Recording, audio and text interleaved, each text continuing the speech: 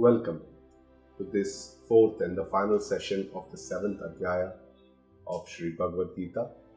We start with our gratitude to the Lord, whose grace everything is possible. Gratitude towards the Guru Parampara, through which lineage this knowledge has been preserved, protected and passed on for generations. I pay my respects to my Guruji, Pujya Guruma, with whose grace I am able to learn the scriptures and share this understanding with you. Om Sahana Bhavatu Sahano Bhunaktu Sahaviryam Karvavahai Tejasvinavadhitamastu Ma Vidvishavahai. Om Shanti Shanti Shanti.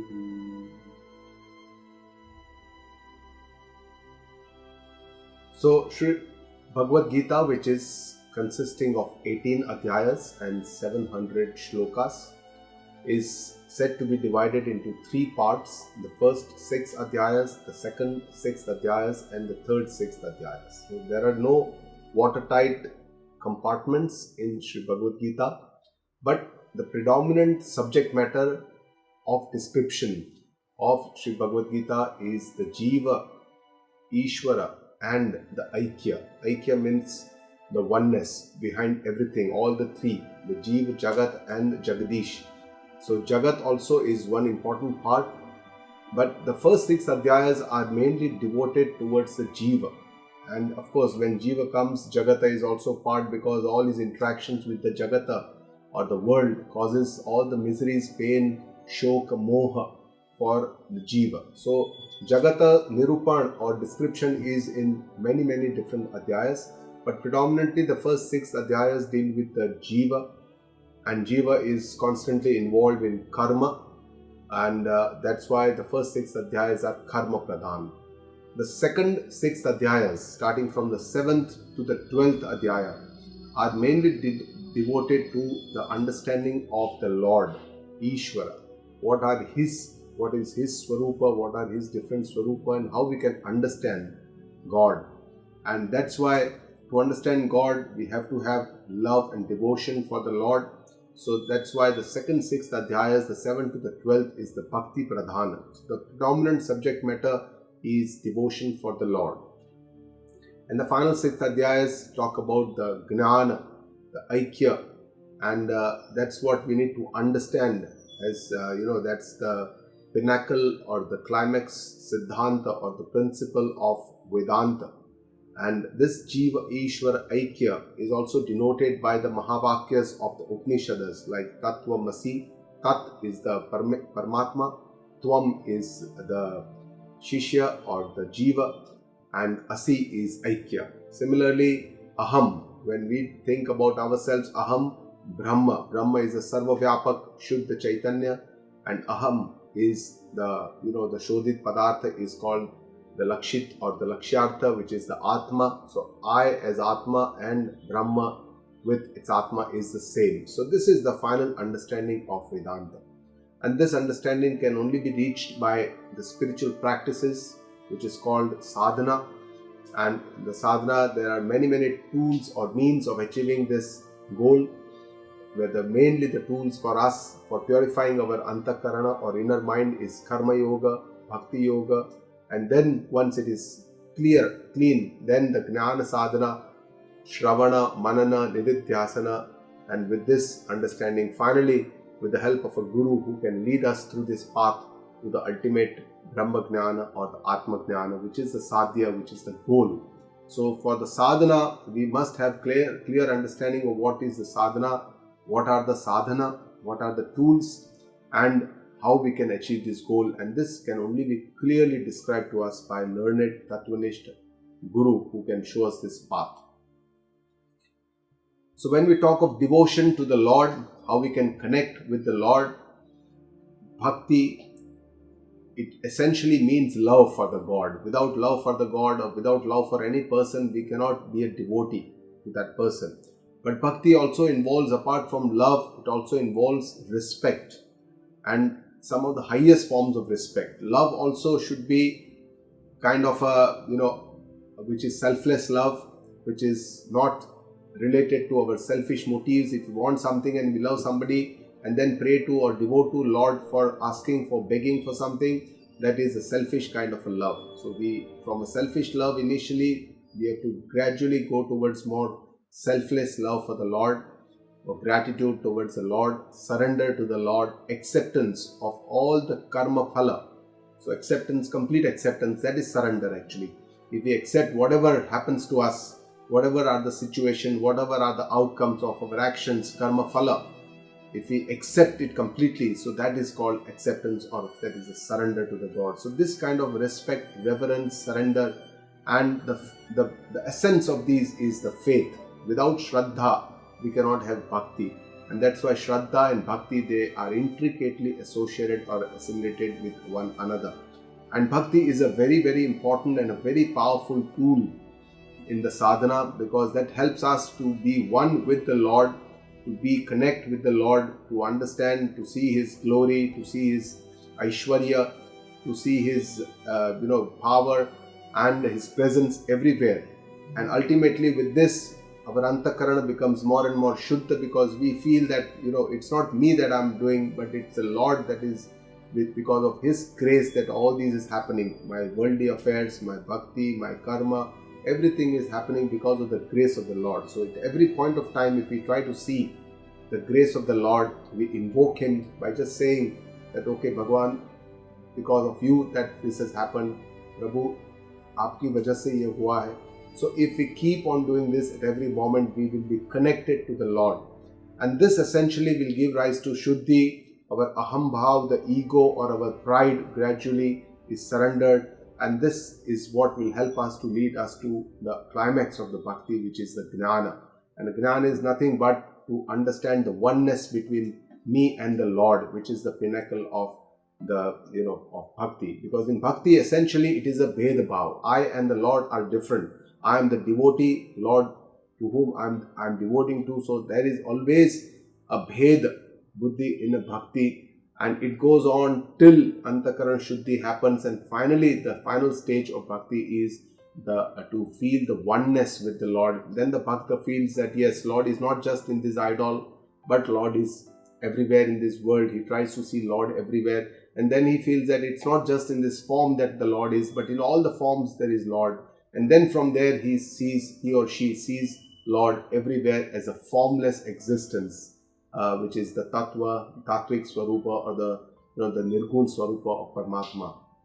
So that's how, and then finally the devotee understands that I am also the Atma Swarupa, the Tattvik Swarupa of this Jiva is also the Atma Swarupa, and with that Swarupa I am one with the Lord, with the Brahma Swarupa. So that is the Aikya Jnana, or oneness, the knowledge of oneness that the devotee will have finally. So that is the climax of bhakti. So Bhagwan himself introduces himself in this 7th Adhyaya, shows his glory, shows his different forms, shows his different swarupas, and essentially what we have to try and understand is that the Lord manifests at different forms and different ways in this world to make us aware about His presence. And it is essentially for grace for the devotees like us, or for the sadhakas like us, aspirants. For Him, God presents in different forms, so that people who are more inclined towards bhakti can worship God in different forms, saguna form. People who are more inclined towards the thought or the rationality, that they are more inclined towards more the thought process, the nirguna form of the bhakti. And so that's why God takes different forms, and that's how the confusion in Gita Ji also rises, because Bhagavan Shri Krishna speaks from different perspectives. Sometimes He speaks from the Saguna Sakar Swarupa, sometimes He speaks from this Ishwar Swarupa, sometimes He speaks from this Nirguna Swarupa, that everything resides in me, I reside in everything. So all these is the Nirgun Nirakar Swarupa. So this is how Lord has different forms. The first and the commonest that we understand Lord is the Saguna Sakar Swarupa, which is the name and the form God. And here we call Bhagwan an Avtara. So all the Rama, Krishna and all the Devi Devtas, Ganpati, Shiva, everything, all the Devtas and all the Bhagwana in this form, are the Saguna Sakar Swarupa of the Lord. The second Swarupa of the Lord, which we also sometimes term it as Ishvara, and this is the Nimitta Upadana Karana of the universe. That means God is not just the instrumental cause of the universe, but also the material cause of the universe. So here, instrumental cause, if we want to give an example, if there is a pot which is made from a clay, which is an example very commonly given in our scriptures, then the potter is the instrumental cause of creating that pot. घड़ा का जो निमित्त कारण है वो कुम्हार है. So that is the instrumental cause. But the material from which the pot is created, the clay or the sand from which the pot is created, that is called the material cause of the pot. So घड़ा का जो उपादान कारण है वो माटी है. This is how our scriptures and our Guru explains us what is the nimitta and the upadan karana. And here our Vedanta is the only philosophy which tells us, in all other philosophies of the world, God is considered as an instrumental cause. It creates the universe. But only in Vedanta philosophy we understand that God is not just the instrumental cause, not just the nimitta karana, but also the upadana karana. Means He is not just creates the universe, but He is part of this existence. He is part of the creation. He is in the creation. He is the creation. That is what ultimately we need to understand. And the third and the final understanding, which is the Paramarthik Swarup of Lord, which He Himself says in this Adhyaya, is called the Nirgun Nirakar Swarupa. It is the formless God, which we understand as Chaitanya, which is consciousness through which everything comes alive. There is life force. As individual self, we understand this as Atma, and as an all-pervading Sarva-Vyapaka, we understand this Swarupa as Brahma. We call it as Brahma. And that also we understand as Sat, Chit and Ananda Swarupa. Sat is the existence or the Asti. Chit is the Gnana Swarupa or the Bhana Swarupa, that is the Bhati. And Ananda Swarupa is the Priyata, the likeliness or the inclination to like or love somebody, and that is the Ananda Swarupa. So that is how we need to understand how we can see Lord in this world everywhere and connect to the Lord. So 7th Adhyaya in a nutshell, the first 7 shlokas describe the Gnana, Vijnana, the Prakruti, Apara and the Parapratuti, and finally in the next 4 or 5 shlokas, Lord describes His vibhuti, how we can see Him in this world in different ways, and then He describes how He takes Avtara, Maya and the world, how it arises from the Maya, and how through this Moha we get all of us, all the jivas get mohita and they are not able to see the reality. And then He says, people who have Asuri Bhav, they don't pray to me, but there are 4 types of devotees who are, who pray to me. And then He talks about the Devta worship, the difference between the Devta worship and the Ishvara worship, how He is the Karma Phala Data. And finally, He talks about His real Swarupa, Brahma Swarupa. So let's start with the first shloka. Maya Saktamanah Partha Yogam Yunjan Madashrayah Asanshayam Samagram Mam Yatha Gnasyasi Tachrunu. So Lord Krishna speaks, He starts the first Adhyaya, does not allow Arjuna to ask a question here. Of course, Arjuna has no question at this point because the 3rd and the 5th Adhyaya starts with Arjuna's question. But here Lord tells him that Arjuna, I have to tell you quite a lot of things still pending. And He says, you attach to me with your mind and you surrender to me and you continue to perform your yoga sadhana. And He says, there is no doubt that you will know me, you will understand me completely. Samagram yasyasi, gnasyasi means you will know me completely in all respects, in all my swarupa, different swarupa, what am I? That is what Lord tells him in this first shloka. So essentially it means, my asakta manaha and madashraya means you give me your mind and your intellect, both. Mana or buddhi, these are our 2 main assets. Essentially, we believe that the body is an important asset for us and we do everything for our body. But the body is governed by our mind and our intellect. That's why it's very easy to understand that mind is the master and the body is the slave. And sometimes intellect should be the master, the mind must be the slave. Because most of the time what happens is that we do everything based on our mind and our emotions. But we should use more and more of our logic, our intellect, reasoning, and use a combination of emotions and reasoning to live this world. So mana and buddhi are the most important assets for us as human beings. And mana is full of bhavna and emotions, and that's why it is the point where we can do bhakti and connect with the Lord. But here there is a bheda bhav, as we already discussed previously. Whereas in buddhi there is a lot of vichar, logic, reasoning. And here people who are buddhi pradhan, or those who have rationalist or logical thinking people, they indulge or they would choose the jnana sadhana to reach to the abheda jnana. But Bhagavan here says that you give me both your mana and buddhi. Your manathi, you become asakta, you get attached to me, don't get attached to this world. Because the more and more I get attached to the world, the less and less I understand Lord and get attached to the Lord. And the more and more I try to connect to the Lord, get attached to the Lord, the less and less attachment will happen with the world.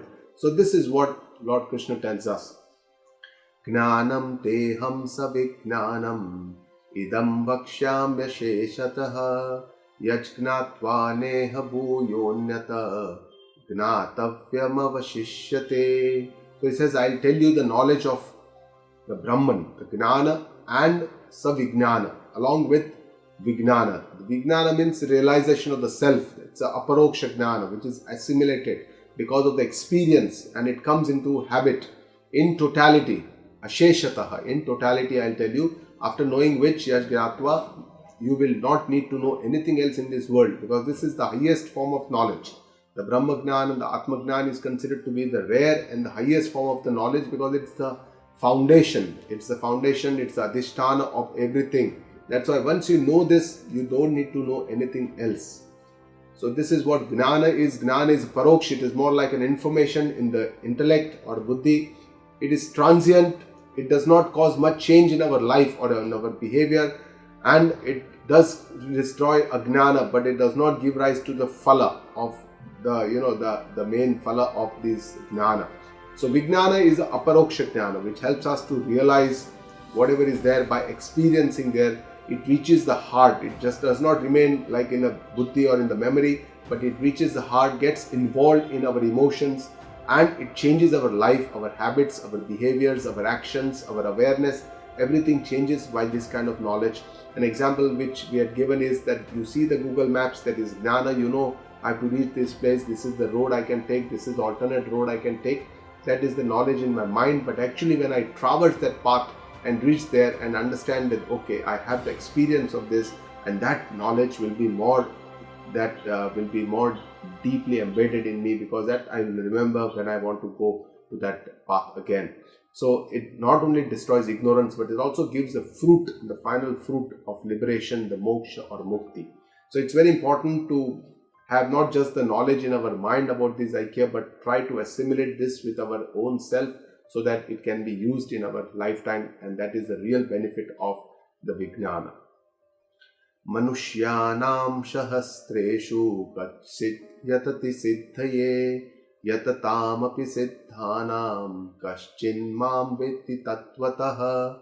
So here Lord Krishna shows the rarity of the self-knowledge, how Atmajnana or this Brahmajnana is very rare. Out of thousands of human beings, only few makes an effort to reach this goal.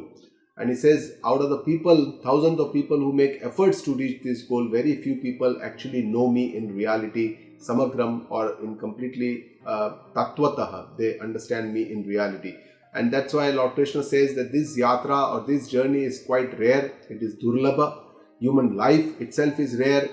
Desire to understand this reality of the life is rare. To understand this jnana, to desire for moksha is also rare. Awareness, constant awareness that is needed for the sadhana, the lifelong commitment that is needed for the sadhana is also rare. On this part, to get a learned Tattvanishta Guru is also rare, who can show us the direction. And then to have faith, surrender to the Lord. And then finally to achieve the purity of our mind, Ashuddhi, from the Vishaya, Kamna, Maya, Moha, Krodha, and all these Asuri Bhava, to develop Shuddhi also is rare.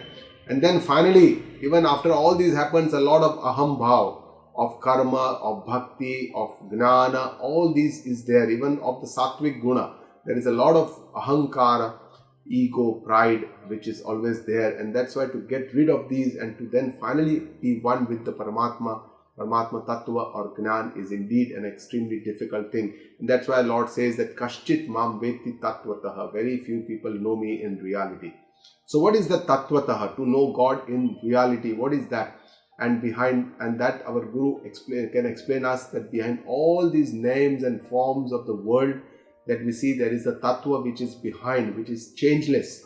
Everything, all the names and the roop or the forms keep changing, but behind that changing thing, there is a tattva which is the sattvic, or the essentially the swarupa, which is the sat, chit and the ananda, which comes in the asti, bhati and priya rupa. And this Chaitanya Tattva is behind the Ishvara also and the Jeev. And it's the same one behind the Ishvara and the Jeev. So there is this Aikya Jnan of Aham Brahmasmi Abheda Jnan we can know. And that is the Tattva. In the next 4 shlokas, Lord Krishna describes the prakruti. He says the earth, water, fire, air and space, the 5 great elements of the Pancha Mahabhuta, along with the mana, buddhi and ahankara. All these 8 elements, they form the 8 parts of my prakruti, he says. So this is my prakruti, he says, me prakruti. So he says this is my prakruti, and then he says this is the next shloka. He says aparayam itam tvanyam prakrutim vidhi me param jiva bhutam mahabaho yayedam dharayete chakata. He says, this is my apara, or the lower prakruti, and there is another prakruti of mine which is the para prakruti, which is the higher prakruti. And he says, jiva bhutam mahabhav, which is in the form of the jiva, all the beings. And this yaya idam jagat adharyate, which is the foundation, which upholds the universe, which is the adhisthana of the universe, which holds, on which the entire universe is held. It means that which is the foundation or substratum of the universe.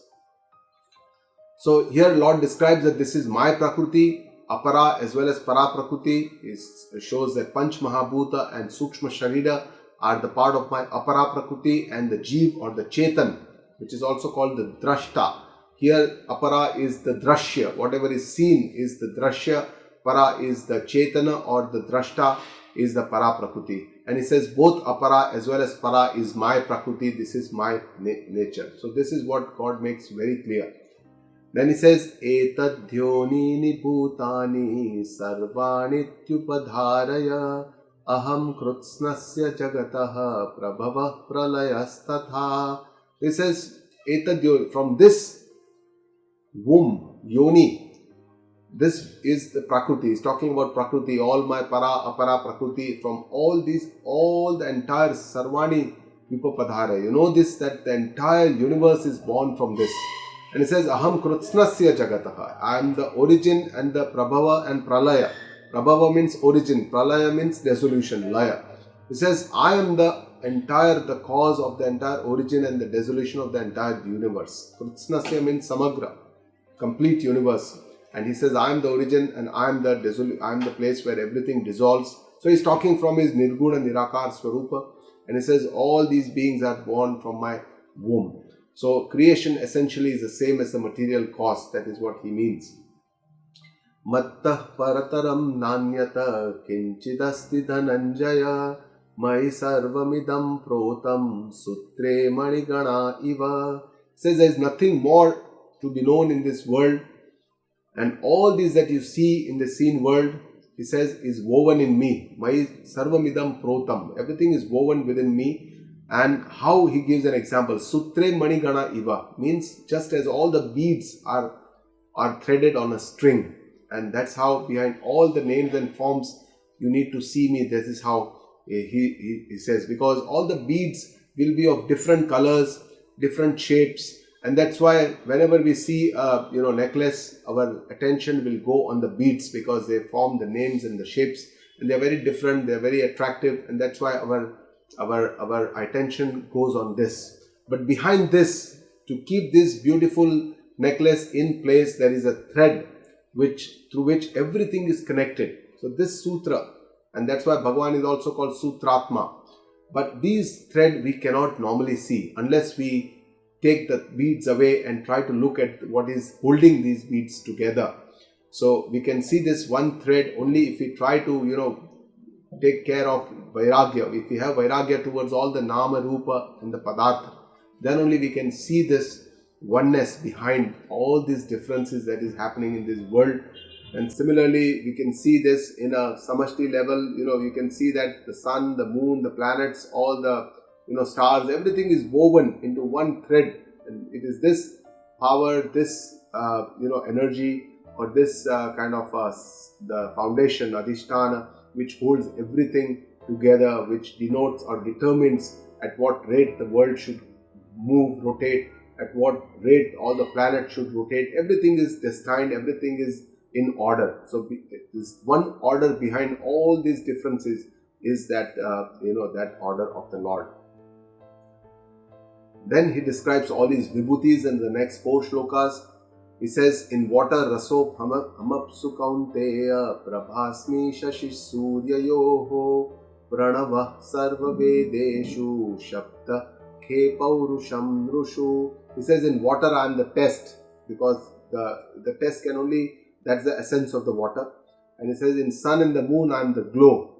In the Vedas I am the Omkara. Omkara Pranavaha is a single word used to denote the Paramatma.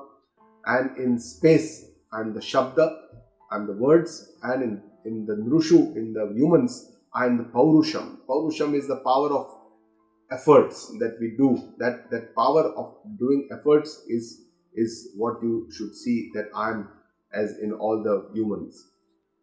And again he says, in the earth punyo gandham, I am the pious smell, and I am the teja shashmi vibhavasau, means I am the light of the fire. Jivanam sarva bhuteshu, I am the life force of all the beings. And tapaschasmi tapashvisu, I am the penance of all the ascetics. So he says, human should not have the pride, because he is there in all these forms, in all these powers, in all these shaktis, all these energies. He is the one behind all of us. And that's why the Vibhuti Nirupan, Guruji says that what is the purpose of doing this Vibhuti Nirupan is not to describe the splendor or the glory or the ahankara. God does not have any ahankara, because He's one with His Tatvik Swarupa. He is always having paripurna jnana in avastha. So Lord does not need to show whatever He is or what He has, because He is Sarva Guna Sampanna. Sarvatra. So it is for us that we can see the Lord everywhere, that he describes his vibhuti, so that we can see the Lord everywhere in different areas, to feel the Lord everywhere, and then we can feel his presence, we can feel the tattva behind the form, the root, and then we can have that kind of a sarvatma bhava, and then finally it can lead to the sarvatma jnana. So that is the purpose of describing the glory or vibhutis of the Lord. Next shloka. Bijam mam sarva bhutanam viddhi partha sanatanam buddhir buddhimata masmi tejas tejasvinahamaham. So again he describes his glory and he shows his vibhuti, how he can be seen everywhere. He says, know me always that I am the source of all the beings. Bijam mam sarva bhutanam, I am the intellect of the intelligent people. Buddhi buddhimatamasmi, and tejas tejasvinaham, I am the glory behind all the brilliant people. So it also denotes to us that we should not boast too much about our brilliance, our success, because it is this glory, is the Lord himself is as this glory. Again he says, I am the strength of the strong. Balam balavatam chaham kamaraga vivarjitam. But I am the strength of the people who are devoid of desires and attachments. Because if the people are filled with desires, attachment, and then they become strong, and then they do wicked work, wicked activities, or try to suppress other people, that is not, we don't have to see the God's strength there. God himself says that balam balavatam chaham kamaraga vivarjitam dharma viruddha bhuteshu, means I am the desire of the people who are on the dharma viruddha part, means they are on the right path, they are not on the wrong path, they are on the sattvic part, and I am the desire of the people. I am kamosmi bharata shabha. So basically people who are on on the righteous path, those who are on the path to uplift their own self and to help others selflessly, that is the righteous path, that is the dharma path, that is the sattvic path. So if people are on this path, you should see that Lord is is in this. We should try to see the Lord, invoke the Lord in this. Again it says, all the three worldly objects comprises the sattvika, bhava, rajasa or tamasa. So these are the three gunas and in which in the world is created, because this comes from the Maya. Maya is also considered Trigunatmika, and the Jagata or the world also develops from the Maya, and that's why world also comprises of these three gunas, the Sattvic, the Rajasic and Tamasic. And Lord says here, know that they all arise from me, I am not in them. He says, it means that basically he is not dependent on Maya. Brahma Shraya Maya. Maya is under the control of Brahma, whereas all the Jiva are dependent on Maya because they are all under the influence of the Maya. So again he says, Tribir Guna Mai Havai Ebihi Sarvamidam Jagata Mohitam Nabi Janati Mamebhya Paramavyayam. Says, why people don't know me? In this world of three gunas, all the beings are deluded by them, the three gunas and the Maya. And they don't know me because they are all deluded. Moha, mohitam, na abhijanati. They don't know me. And he says, my real swarupa, maamebhya, param, avyayam. Mera param jo swarup hai, which is avyaya swarup. He says it is eternal. There is no change. It is indestructible. It is changeless. It is about these three gunas. That is my param or paramarthik swarupa. And that's how we need to understand how moha works, how we get deluded by this moha, how it works, and we even are not aware how we are deluded and we are not able to see the reality. And that's why moha does not allow us to see what is the right thing. But the moha can only be abolished by viveka and vichara. So wherever there is vivek, adequate vichara about what is atma, what is anatma, there the moha cannot survive. And that's why the antagonist to moha is vichar and viveka, which is given a very important place in Vedanta. Mam param avyayam. He says, my true eternal nature, which is changeless, they don't see. Instead, they see the name and the form which keeps changing, and they believe that this is a reality. So that is what the moha does to us, and that's why we cannot see sarvatra ishvara bhav. We cannot see in this world, in our own self, in the Lord. We cannot see everything in its own reality. So that's what is the moha, which causes delusion and causes a lot of attachment. And then Lord describes about the Maya. He says, Daivi yesha gunamai mama maya duratyaya mameva ye prapadyante maya metam tarantite. He says, what happens to the jiva? They don't know me because of Maya, because of these three gunas and the Maya and the moha. He says, Mama Maya Duratyaya. It is very difficult to understand this Maya, the way it works, and to cross or to go across this Maya or overcome this Maya is also very difficult.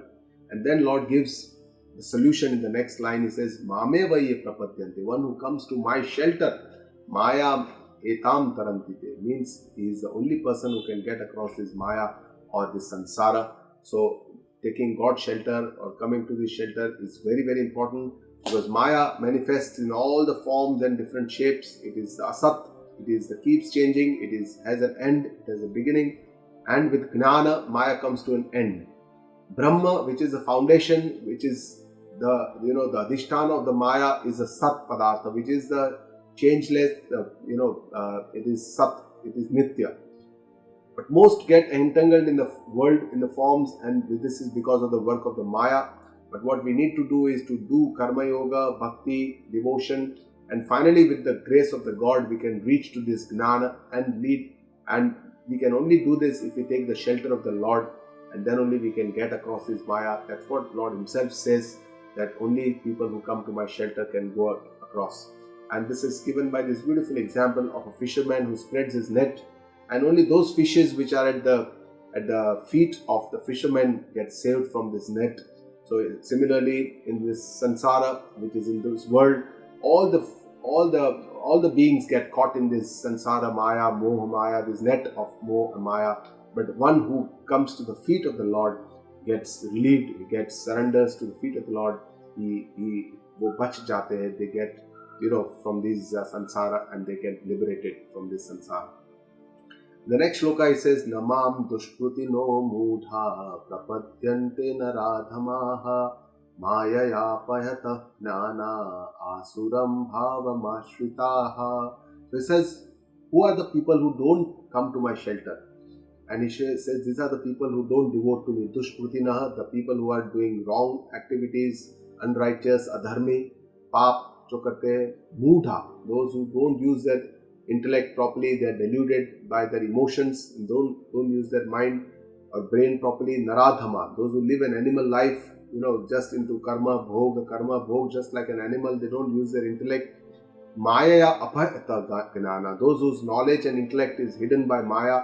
And asuram bhava mashrita, those who have asuri bhava like anger, desires, too much of mamata, attachments, all these people, they don't come to my shelter, he says. And in our own life, we need to take care of these, and we have to try and overcome all these asuri bhavana and go from asuri bhavana to daivi bhavana.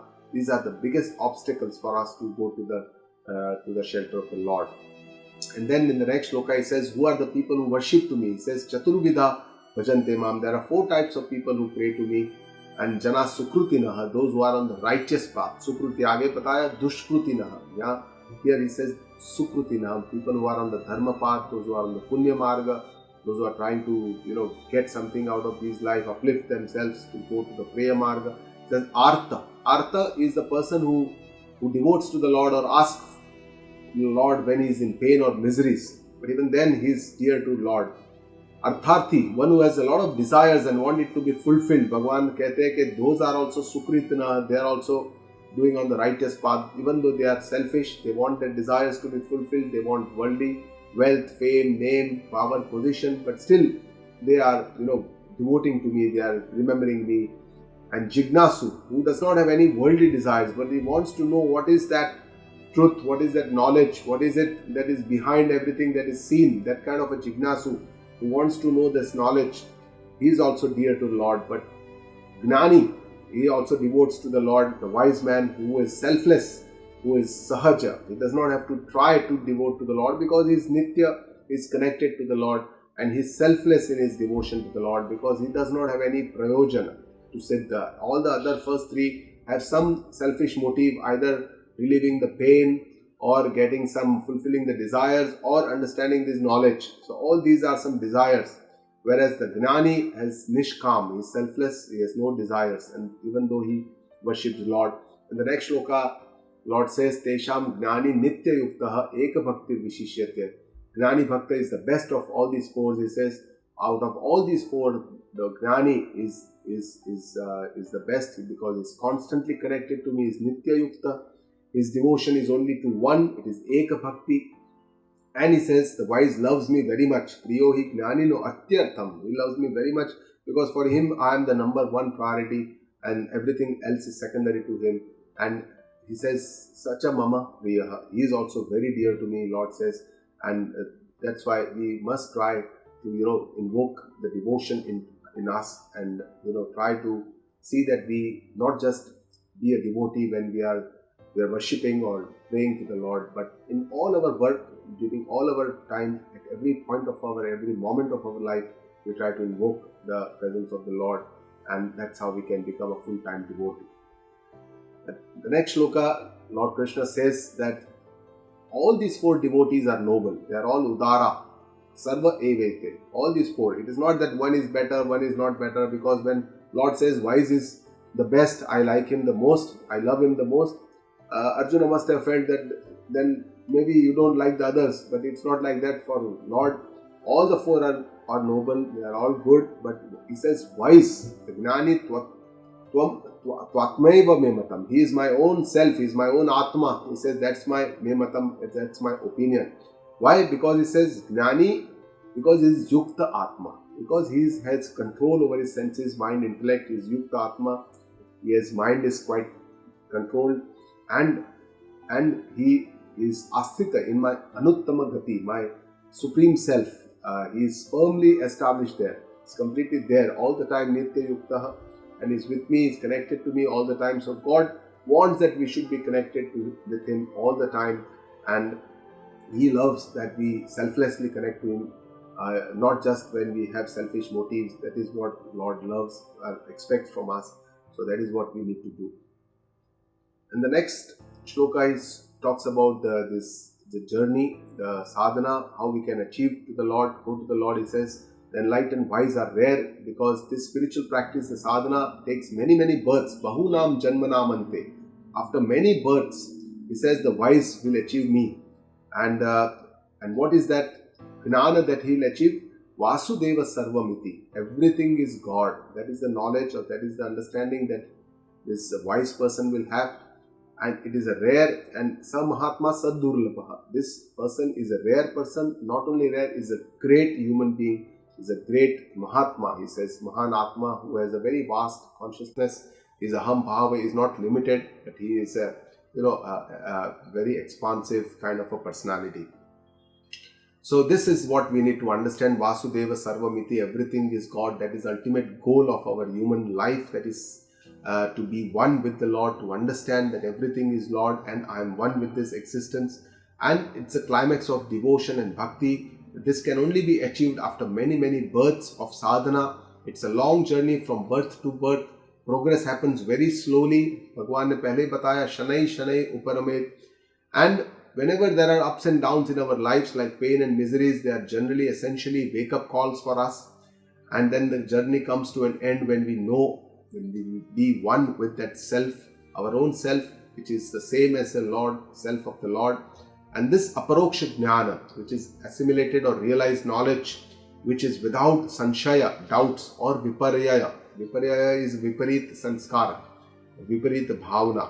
That is, that I know that yes, I am this, and that clarity is, and to achieve that is up to me alone. Nobody else can do it for me. I have to put my own atma krupa, atma, Bhagwan ne pehle hi bataya hai ki atmanyev atmana tushtah.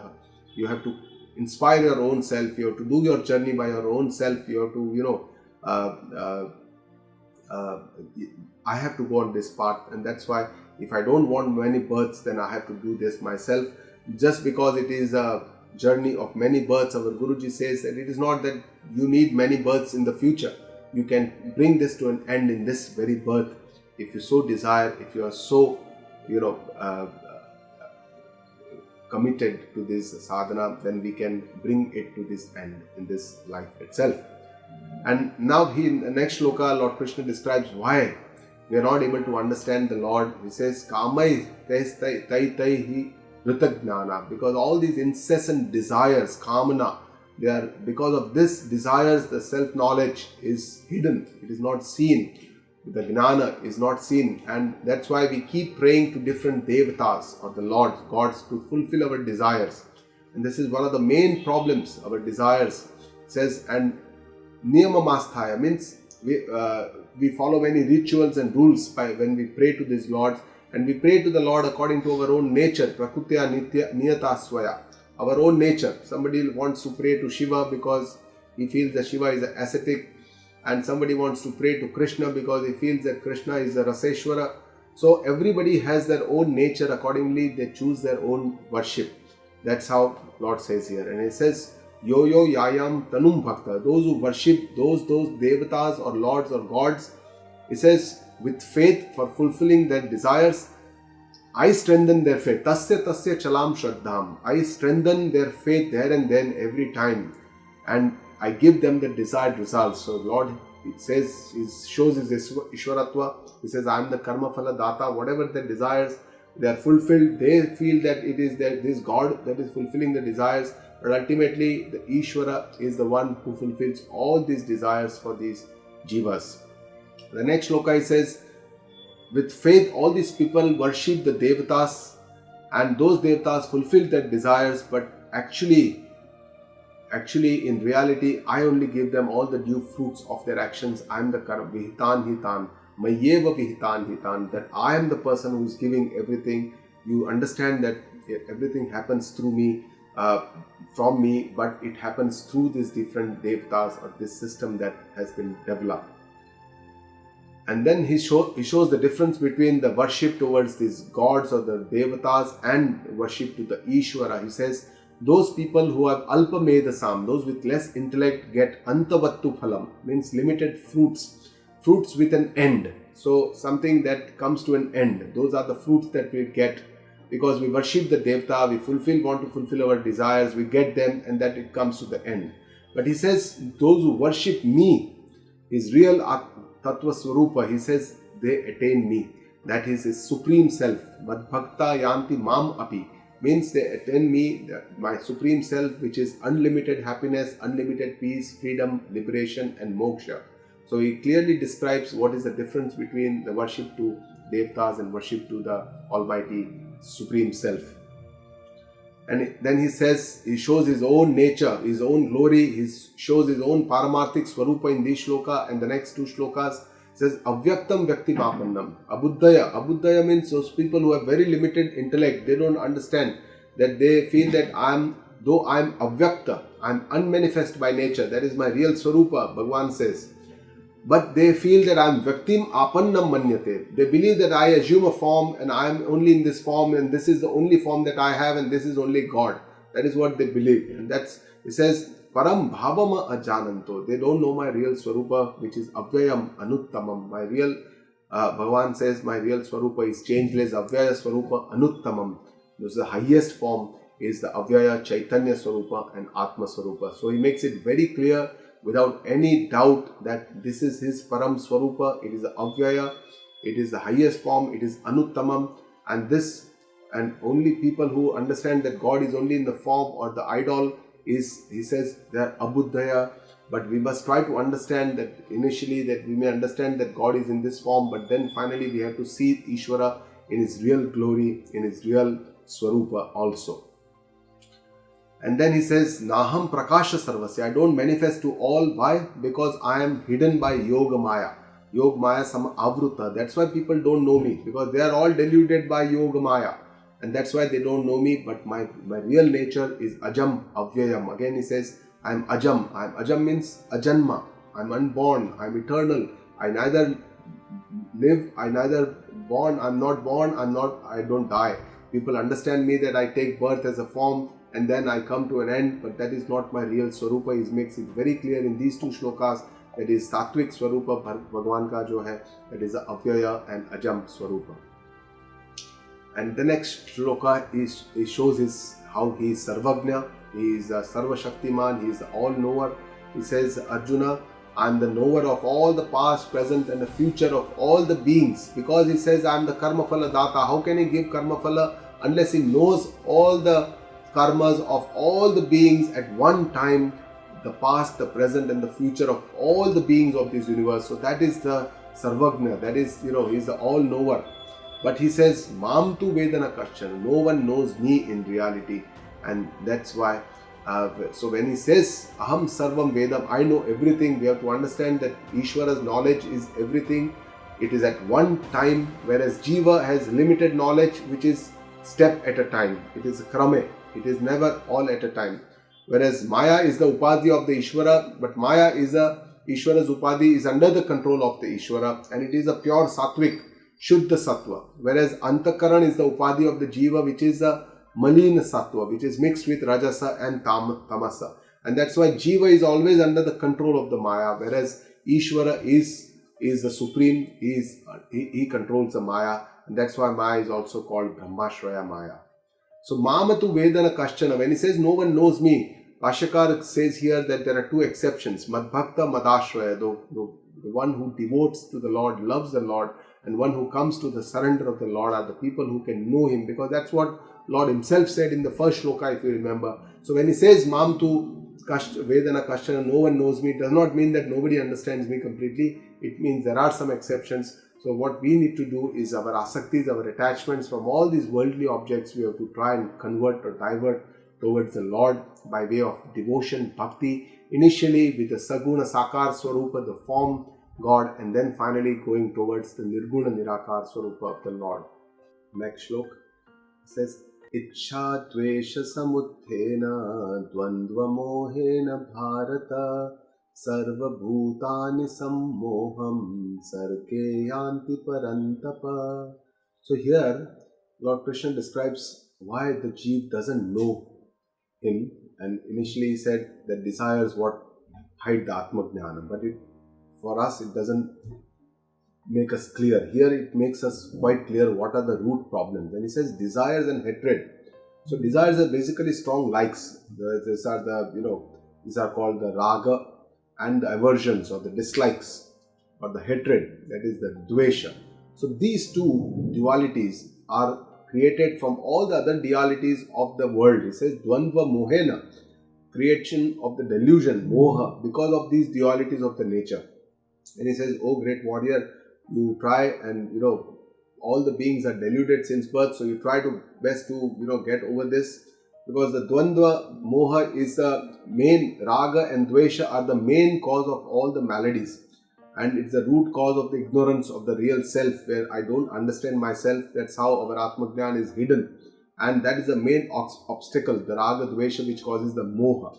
And Lord himself has said previously that Yadate Moha Kalilam, when we can overcome this, essentially means that we have to purify our mind to soften or, to lessen the effects of Raga Dvesha on our daily life. And that's why it is very important for both worldly and spiritual progress. For Dvandvas, he already said, we know that this world is full of Raga Dvesha, all these different kinds of Dvandva, which causes dukkha, sukha, pleasure, pain.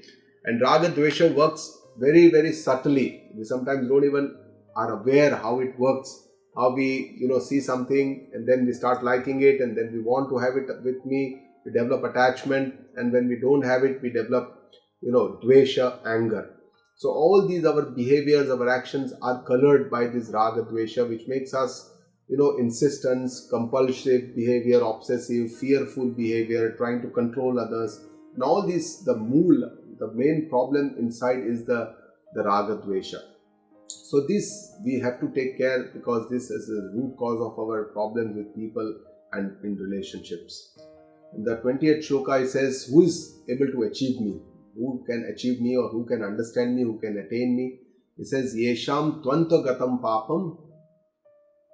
So one whose sins have been ended or destroyed, or those who have stopped doing Papa Karma, Jananam Punya Karmanam, one who is doing Punya Karma or virtuous actions, Te Dvandva Moha Nirmuktaha, those who have destroyed their delusions created by the dualities of the world, and those who worship me with a firm resolution or affirmation, Dhrada Vrataha Bhajante Mam, he says, those are the people who are able to achieve me. And then he says, Jara Marana Mokshaya Mama Shritya Yatantiye Te Brahma Tad Viduhu Krutsnam Adhyatmam Karma Chakilam. One who comes to my shelter, he says, Mama Shritya, and Yatantiye, who does efforts to deliver himself, Jara Marana Mokshaya, to deliver themselves from old age and death. He says, Te Brahma Tad Viduhu. He is the person who knows my Brahma Swarupa, which is Krutsnam, complete. And that's how we have to see Ishvara. And which is also the substratum of the Jiva, Atma. Adhyatma means Atma. It's it's Adhyatma. It's the substratum of the Jiva. And also Karma, Karma Cha Akhilam. He says, Akhila Karma is basically Sansara or Jagata. And he says, this is the essence of the action. So this, my Brahma Swarupa, encompasses everything. It encompasses Ishvara, Jiva and Jagata. And it is this one Tattva which pervades everything, and it is the one Adhisthana of this universe, and that is what we need to know. And finally, in the last shloka, he talks about coins some new terms and gives a link to the next Adhyaya, because in the 8th Adhyaya, which is Akshara Brahma Yoga, it starts with 7 questions of Arjuna. There are 2 shlokas initially in which Arjuna asks 7 questions, and the basis of this is in these 2 shlokas of 29 and 30th shloka, the second line of the 29th shloka, where he says Tad Brahma Karma Akhilam, and all these he asks his questions. Here in this shloka, there are 3 words that Lord Krishna has used: Adibhuta, Adidaiva and Adhyayagna. And here he says, one who knows me, that I am the foundation or the substratum of the entire seen world, the Stula Jagata, Adibhuta. Adidaiva, Daiva means Daivik Shaktis are all the Sukshma Shaktis. They have energies, their powers, so that takes care of the Sukshma Jagata. Man, Buddhi, Ahankar, all the Sukshma Sharira, how it works. On a Samashti level, it is through the Devatas. So that is the Adidaivam. And Adhiyagnam is the source of all the yagnas and the karmas. That is, in the worldly affairs, the karma, everything is done through the yagna, and that's why this is as a karma phala data. And then he says, prayana kale api cha api, even while during the end time, the death time, mam te vidu yukta chetasa, an accomplished mind, yukta chetasa, will know me what I am in reality. But for this, it will very well described in the 8th Adhyaya how prayana kale, how we can understand Lord or remember Lord or smarana kar sakte. For that we have to remember Lord all throughout our life, and that's what Lord is telling us. So with this we come to the end of the 7th Adhyaya. These are the first two shlokas of the 8th Adhyaya and the 7 questions of Arjuna. Kim Brahma, Kim Adhyatmam, Kim Karma, Kim Adhibhutam, Kim Adhidaivam, Adhyagna Katham, and Prayana Kale Chakatham Neosi. So how can I know all these Brahma, Adhyatmam, Karma, Adhibhuta, Adhidaiva, Adhyagna and Prayana Kale? How can I understand the Lord? So these are all the 7 questions which will be answered very beautifully in the 8th Adhyaya, which we will start from the next time. With this we come to the end of the 7th Adhyaya.